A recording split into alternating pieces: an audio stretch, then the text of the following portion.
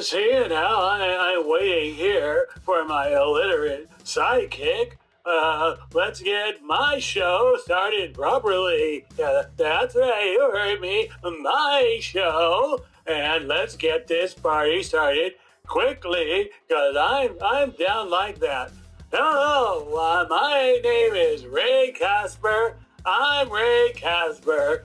So do yourself a little favor right now on Christmas and tune out right now before the dummy comes back and go over to the AM and tune into the Ray Casper Show. I'm Ray Casper.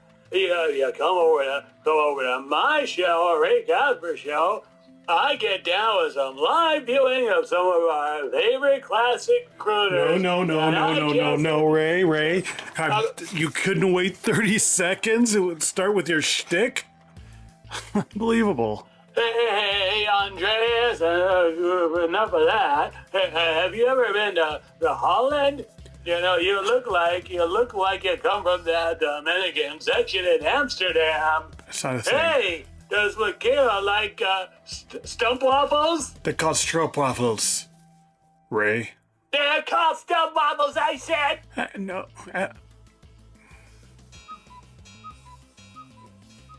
1865. Where were you? Grimmhauser? Michaela? Where were both of you in 1865? Our viewing audience would like to know. They want some answers. In my previous life, I have to say, I have to keep it a mystery. It was dark. Something about water and a door and some lady who couldn't hold on. That's all I can remember. She couldn't hold on to her water? No, onto me. Oh, I see. All right. Is that when you were out perusing the damsels?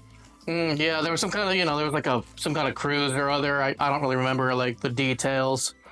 All I know is, met some girl, she liked some rich dude, and then somebody crashed the boat, and, it just goes from there. So there we are. Jack? So, Jack? but did you leave her in distress? She left me drowned. Oh, she left you drowned. Okay. There was room on that door. There was room on that There door. was room for 3. I should have just kicked her off the door. Damn it. There we are. Honest. So 1865, I was in Budapest, and I was there just to purchase the first ever illustrated periodical of Krampus. And what was so brilliant about the first ever illustration of Krampus was that he was seen lurking behind Sinterklaas. Would it be Sinterklaas, the pronunciation in Hungary at the time? Probably not, but he was lurking behind, eyeballing the children to give them a good beating, to give them a good going over. And that was the first ever illustration or representation of Sinterklaas, and with Krampus. And Krampus, what do we know? What says you, Michaela?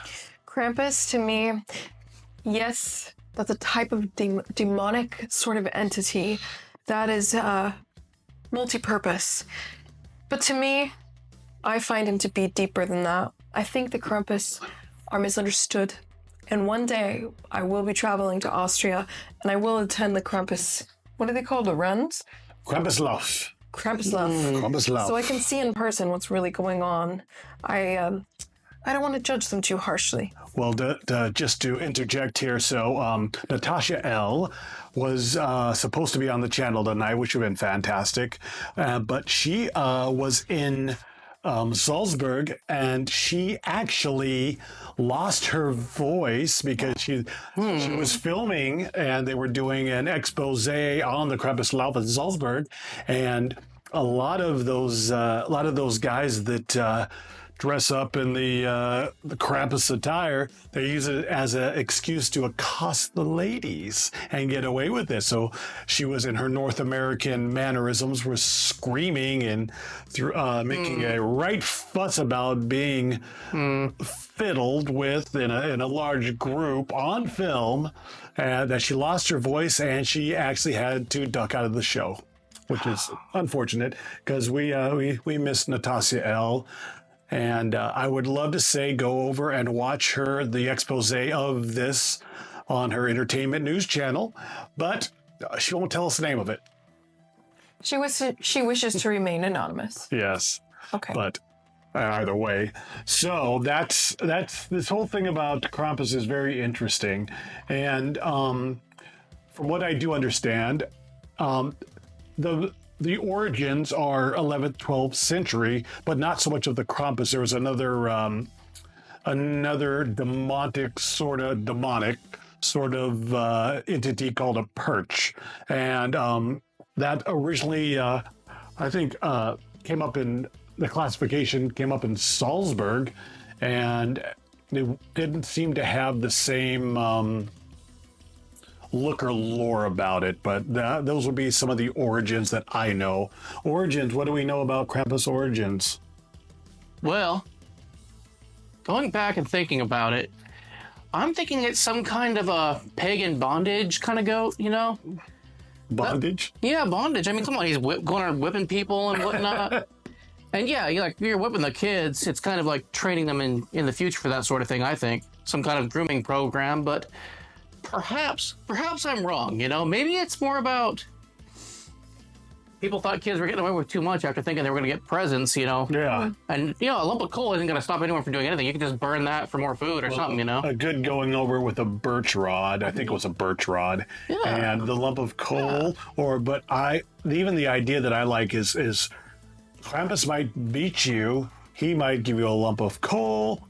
But the thing about it is he might also eat you. So you can really terrify children by saying that Krampus is going to eat you, and or cut your stomach open and fill it full of coal or rocks or whatever. And so it's pretty scary stuff. But no, the whole Krampus legend is fascinating to me, and just the time of year for it too, I should imagine. Grimmhauser's movie moments. So Blake Grimmhauser. Krampus, the movie 2015. What says you? Well, let me just start by saying there were movies, you know, in the 20s to 2010s areas for Krampus, but this is the one that matters. Yeah, not the cartoon. No. The 2015 version is also made by Michael Dougherty of Trick or Treat fame. One of the best Halloween movies ever, but this by extension, one of the best Christmas movies ever, and Christmas horror at that. A nice family comprised of a few familiar faces like that. I'm not even going to name names, because I don't remember. That dude from Parks and Rec, you know, who he messed up a whole town and because he was married at 16 or something. Remember that guy? And then there was that dude, I think David Koechner. He's, what do you call? He's in like... Koechner? Koechner? I don't know how you say it. You're not thinking about Poochner, are you? No. What's his name? David Koechner? What's the Poochner guy? Who's Poochner? The guy who did the Punked. Punked? Ashton Kutcher. No, so This guy doesn't look like Ashton Kutcher. No. Have you been punked? Nope. I don't think so. No, Ashton Muchner, you've been punked? What's his name? Ashton Kutcher? Justin Pushner, you've been punked. Ashley Douchner. Yeah. Jeremy Douchner, you've been punked, right? I want to die now. And the thing about it is, when he gets in trouble for that Diddy stuff, he's going to get punked. But that's a different story. Anyway, sorry, back to... The future. Yeah. So, this movie continues, and this dude and his family... Sorry. Never! This whole family, you know, they're pretty well-to-do, middle-class or higher family, and they get visited by their relatives who are rednecks, essentially. And, it all goes well from there, you know. This little kid wants to believe in Santa Claus, and his cousins make fun of him for it. Oh? And then he gets frustrated, and I'm not going to give any more than that, but because of the things he does, everything goes dark. Everything goes quiet. The power goes out, and an impenetrable blizzard begins to form around their entire town. Lo and behold, this kid's German grandmother, who for whatever reason speaks only German, yet he understands her. Yeah. And her son doesn't understand her or speak German, it seems. In any case, ignoring all of that, The family is besieged by a demon that this grandmother encountered in her childhood, who left her on her own to remind everyone else what happens when you lose faith in the holidays. It's kind of weird that everyone around them got punished. Did they all not have faith in the holidays? I don't even know what to say. It wasn't mentioned. Does it matter? I think so. The movie, I'm not going to give any more than that. The movie ends well. It's hilarious. I loved it. It is the quintessential Krampus movie now. Does Krampus, does he abduct any children? Yes, and adults. It was excellent. So they showed it. Does he went in a bag? A few of them did. Oh, okay. It didn't explicitly show everyone going into the bag, but it implied as much in the long run. Then where did he take them after he put them in the bag? That's the end of the movie, and that's a spoiler. Oh, really? So you're going to have to watch that one for yourself and figure it out. So Grimmhauser had to evac, so it's just Michaela and I carrying on the rest of the show. Grimmhauser is a big shot on campus, like Ray Casper likes to joke about. And he has big holiday Christmas plans. So my gosh. he pressed for time on that. So let's finish up on the Krampus. And so funniest thing about the American Santa Claus, it's I didn't even know that the modern North American Santa Claus was an advent of the Coca-Cola company. I didn't know that. When I heard about that, I did not believe it. I thought somebody was making it up, but that is true. The way that we know Santa Claus, the perfect red coat with the white fur and the white beard and the hat and everything, the jolly rosy cheeks, the whole North Pole, polar bears, snow, that is all Coca-Cola. Imagine being responsible for that genius marketing. That is crazy.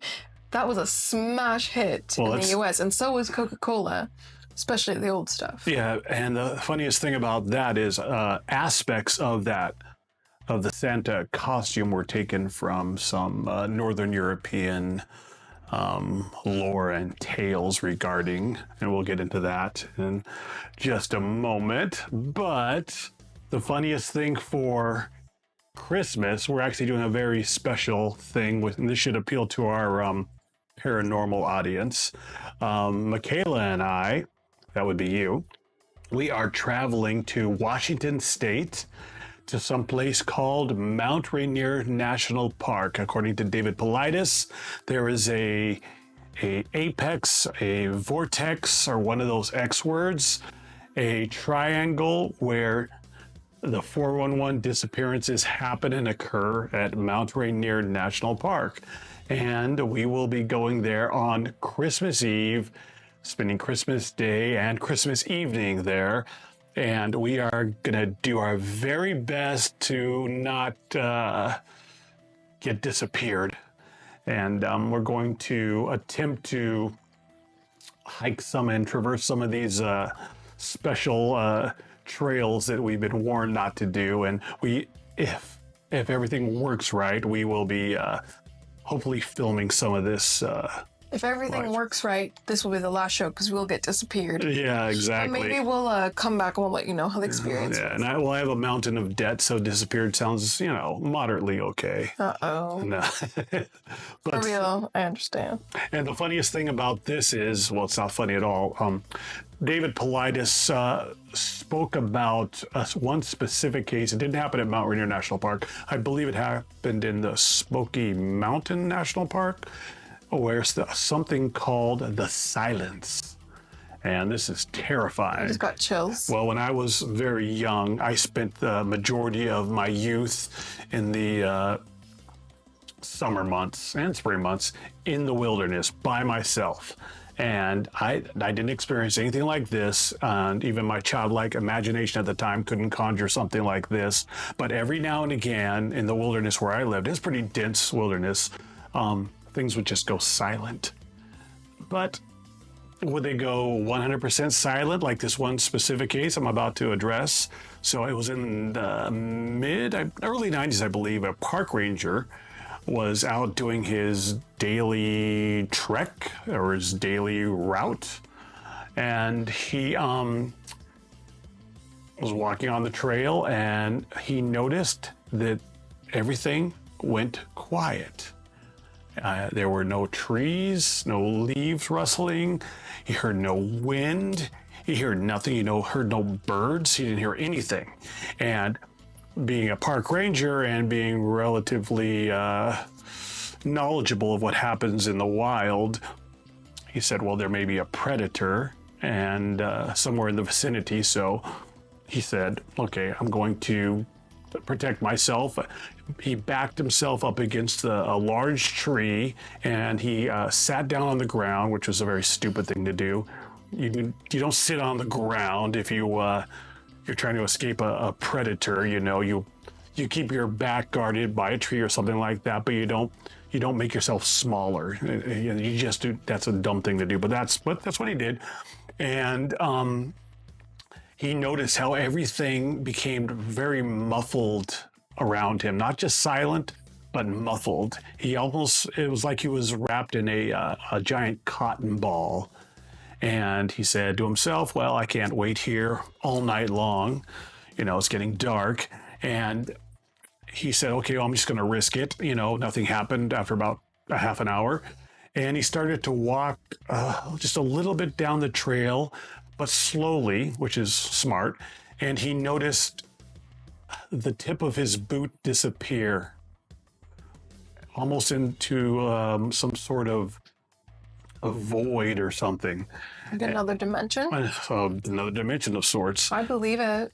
And he pulled its boot back and put his hand in just a little bit, disappeared, and this just obviously terrified him. So he went back to the tree and just waited it out. And supposedly in about a little less than an hour, it subsided, the silence, and he went on his merry way. So it's classified as one of the near missing, not the 411 missing, but the near missing. So a lot of cases like this. Yeah, and so I've experienced similar. I've experienced this sort of silence, and I didn't know any of these stories around the time that it happened, so I didn't just hear about it, and then my mind made something up because it's like you're a little bit scared. No, actually, it happened. I also spent a lot of my childhood playing in the woods. Just kids. There was no adults around us taking care of us, and we were very self-reliant, myself and my siblings, and I have memories of being in the woods. And also this happened another time in an attic where it was creepy, very creepy attic full of fiberglass. I didn't know what fiberglass was, so of course I was rubbing my entire body in it.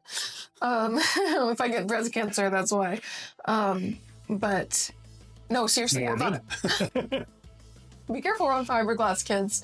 But I remember all of a sudden this silence took over, and it is exactly like this person described, like you're in a cotton ball or something. It's like there's pressure in your ears. It's odd. It's not just like quiet, it's like pressure. It's almost as though something is about to implode, this kind of feeling. Exactly. And it feels eerie, and that's why when he mentioned it, I got chills, because my body remembered that feeling, and I couldn't have connected it to something creepy back then, but it still was naturally very, very strange, and I don't know what it was. And it's it is so funny, because my ex-wife, I wish that she would have practiced the silence, but that's a different story. Anyway, exactly. So we have our old dear friend, Ray Casper, who wants to deliver, he says to the audience, a Christmas message. He wants to deliver it to the AM audience. This might be sweet. I don't know what the AM audience is, because he doesn't have a radio show, and he's an older fellow, so maybe AM means something different than AM radio, but I'm not positive. But anyway, so Ray Casper. Hello, Ray. Go ahead, please. Grimmhauser, are you going to tell your viewing audience or not? Grimmhauser left. Tell him what, Ray. You know what I'm talking about. Just tell them I said You dirty Dominicans, you tell them. Ray Casper has his own show, his own channel called The Ray Casper Show. It's a variety show, something like that. Happy? I'll be happy, Andreas, when you go back to being a little helper in Spain or wherever you're from. I'm not from Spain, Ray. Yes, you are. You're late on helping Santa, if you know what I mean. I think I do know what he means. So what Ray is? Calm down. God, what's this? Anyway, so what? Kids. So what? So what Ray Casper is referring to as a Dutch Christmas, and the Dutch Christmas tradition is beautiful in my opinion, but it's also very controversial. But it's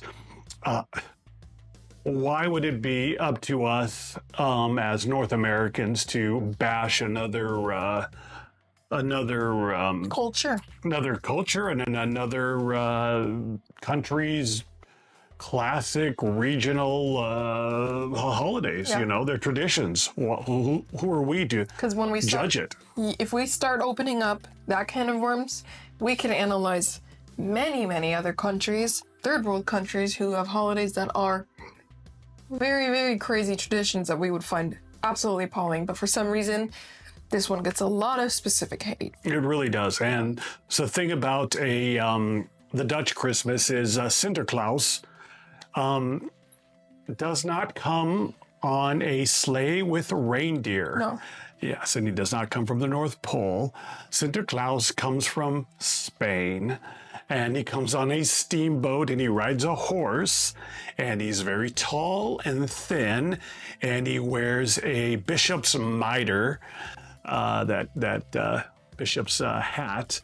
And Of course. of course, yeah. Why wouldn't he? And he doesn't have elves for helpers. He has these nice young gentlemen, swarthy gentlemen, and they assist Sinterklaas with doling out a lot of good old-fashioned Christmas punishment for the bad kids, but also, you know, delivering the presents. And as politically incorrect as it is, the name of these helpers are Zwarte, which translates to Black Peter. So Zwarte, these are beloved characters in traditional Dutch culture. The children love Zwarte, and there's always a yearly debate about it. And there's all kinds of controversy surrounding Zwarte, because some say that he's a slave, or these are slaves. And Zwarte was created, no doubt, in colonial times, so I can see how people can make that connection. But it's a beloved, you all right? But it's a beloved tradition. And there are certain laws that the Dutch government is attempting to pass. If they haven't passed them, I'm not really up on the latest news on this, to outlaw the parades that happen where people dress up as Zwarte. They play blackface. They paint their lips big and red, and they wear black wigs, and to me, it's kind of hilarious, and it's really fun. And they go through the street on these parades handing out cookies and waffles and all these other delightful things to the children. The children love them. The children adore Zwarte. But aspects of the Dutch government and are trying to get a lot of businesses to don't carry any Zwarte products. And they're trying to rewrite history and say, well, they're not actually blackface. Their faces are darkened with chimney soot from going down the chimneys. But no, the Zwarte is, obviously what it is. So Sinterklaas arrives from Spain on a steamboat. in the Netherlands or in Holland, because I like the old name. But still, thoughts on Zwarte Piet and Sinterklaas?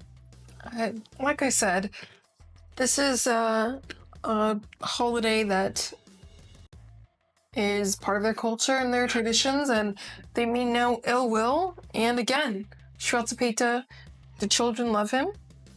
You know, he's not a bad character. In fact, he's the one that's doling out the punishments. He's not the one being punished. Yeah. You're gonna go in the sack if you're naughty. Yeah.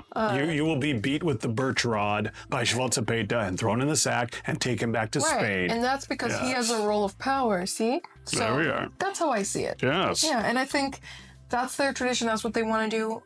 Great. If you don't want to be a part of it, you do not have to. That's my opinion on it. If you don't want to join in the Zwarte Piet, Now let's talk about some African traditions, shall we? No. Do you know any African traditions? Not on today's show, baby. Not on today. Okay. All right. So great. So this episode of the Erich Andreas Unexplained is brought to you by not the girl with the nice yams, but rather Bruce's yams. Just like Grandma lied and said she made from scratch. The hell are you talking about? Enjoy the delicious taste of Bruce's yams. So good you can't tell they're from a can, right, Jumbo? Oh, Jesus. So did you know that in the founding of this nation, this great nation of ours, that Christmas was not celebrated fully? It was barely even noticed. And it was considered not to be biblical. And the North did not celebrate it. They didn't even recognize it. And it started to gain a lot of a foothold more in the South, in the southern states. And the thing about it is the founding fathers, especially like George Washington, he didn't observe it at all. He usually went hunting on Christmas and didn't observe it. And so it wasn't until, I believe, maybe Civil War-ish era that it started to gain some popularity. And it was a great way to bring the country back together after such a bloody conflict. And it was really odd that there were some separatists and pilgrims and Puritans who wanted to outlaw the holiday, and which I just think is very odd. And I can understand their religious reasons for that. There was a Puritan scholar, I forgot what his name was, but he called Christmas a devil's dance of merriment. And one of his brilliant quotes, which you don't agree with, but it's a fitting quote nevertheless. Religion, scandal, chastity, shipwreck, and sin's advantage. Describing the view on the Christmas celebrations. I say how. How? How? How is that how it is? Well, you're making merry, you're drinking, you're evil, devil, how dare you? And you're dancing around. Oh, I get it. The hanging of greenery. Right, all of that is so bad. You know, I did hear that if you like to hang greenery or ribbons on your stairwell, straight to hell. Straight to hell. Well, I'm not saying that I agree with it, but I do. It was a different channel, and so, what do you want to do about it? What are you going to say? Channel? No, sorry. No, it was a different time. So what do you, no, sorry. Okay. So. Right, it was a different time, I understand. But I will say that different time or not, lame, boring, boo, tomato. So anyway, thank you so much for tuning in to the Erich Andreas Unexplained Christmas special, I suppose. And Blake Grimmhauser also wanted to extend his farewells and happy Christmas as well, but he was really in a rush. And, well, he was, and we just want to take this time to thank everyone for tuning in and for everyone who has subscribed. And I would love to give you an invitation to the next episode of the Erich Andreas Unexplained. Will hopefully be in 24 hours if we are able to film from the disappearance cabin. That's what we should call it. The disappearance cabin. Yes? Okay. All right. So, and as we promised, or I promised to Ray, Ray's going to take us out with a goodbye message because he promised that on his outro that he would behave and not say anything foul or attempt to foment holiday insurrection, as it were. So go ahead, Ray, please. Ray? For tuning in to the Ray Casper Show and coming over to my channel to like and subscribe and tell your degenerate friends. And the Ray Casper Variety Show is much better than the idiot Andreas Flying Saucer Show. Might have a That point. ungrateful Grimmhauser, pumpkin-stealing Grimmhauser. And I just like to wish everyone a Merry Christmas. And Andreas, he has to go help out Santa Claus, and he has to put on his little outfit and his fruity little boots, and he's gonna run around, and he's gonna put the children in a sack and beat them with a stick, and he's gonna go back to Holland where he belongs, and then he can catch that steamboat all the way back to Spain, because that's all he's good for. And what a terrible show this is. Come on over to the Ray Casper Show. Ray Casper. All right. Say please. That's rude. What? So that wasn't. Asshole. Okay. That wasn't quite as promised, but Could have been worse. you should actually. Everyone should check out the Ray Casper Show, which is called the Ray Casper Show. He's not as foul on his own show, and he really isn't. He does these live viewings, but he calls them live viewings, but he obviously pre-records it. And He's old. and he did Andy Williams. I really like Andy Williams. He did Perry Como in Austria, and that was pretty good. I like the Andy Williams one. That was a two-part thing that he did. But what is so funny about his own show is he has an older gentleman who he used to serve with private first, second class Grimmhauser, and someone named Stanley Cobb, and who has his own channel as well. And Stanley Cobb and Ray Casper do not like each other. They're not friends. All they do is argue with each other. Ray brought in Stanley Cobb on his show just to basically mock him because Ray is kind of unpleasant. He really, really is. I actually haven't noticed. Yeah, but the thing about Ray Casper is I'm starting to suspect that it might be a come on. It might be a not 100% legitimate, something about him is just smells rotten. You know what I mean? I'm sure in real life it smells even worse than that. Well, if Blake Grimmhauser hadn't have served with him and didn't have to suffer under him, I would believe it would be a manufactured character, but I have no idea. So anyway, Ray Casper Show. It's worth tuning in at your own peril. There's a link in the description of. That's very charitable of you to put that link in the description. Well, the thing about it is that I think Ray Casper is funny. That's why I let him on. And he's content, he's filler, and it makes up for my lazy writing. So, thank you so much once again for this long, drawn-out segment here. And happy Christmas to you and your family. Blessings to you. Blessings to all. And we will see you hopefully in 24 hours. Thank you so much for tuning in once again. And our typical 2 thumbs up. And our peace out. Whatever that means. Merry Christmas.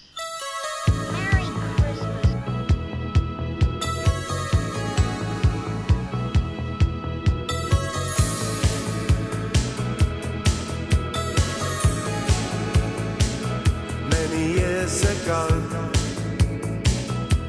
than I can say, 'cause I wasn't there. It was yesterday. Statues have their fun, people have their day, and history comes and goes. It's time for us to play. And there's a turkey in the wings. He doesn't dance and he can't sing. One Christmas catalogue, too many. One Christmas catalogue for you. Aeroplanes can fly, ships take to the sea.